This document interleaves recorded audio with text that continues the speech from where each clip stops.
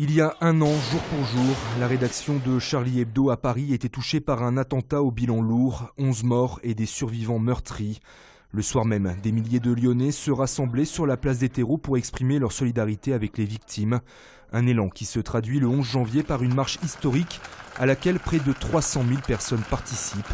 Elles répondent alors en masse à l'appel du Club de la Presse. Son président se souvient.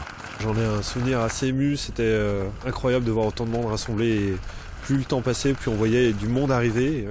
Devant nous, il y avait quasiment autant de manifestants que derrière nous. Donc la police a dû nous ouvrir un couloir pour circuler. C'est pour ça que le plan de circulation a été modifié aussi. C'était juste incroyable de voir autant de monde rassemblé pour justement se dire on est ensemble et on dit non à la terreur, on dit non au terrorisme. Ça, je trouvais ça incroyable.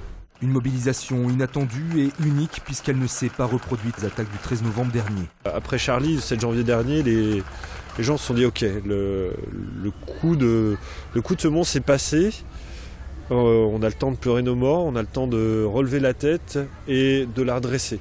Là, on a encore des terroristes en fuite. Je pense que c'est une petite peur qui reste à l'arrière de la tête et qui n'est pas encore tout à fait dépassée. Un an après, le Club de la Presse rendra de nouveau hommage ce soir à Charlie Hebdo en projetant sur la façade de son siège de la rue Pizet des dessins de presse symbolisant la liberté d'expression.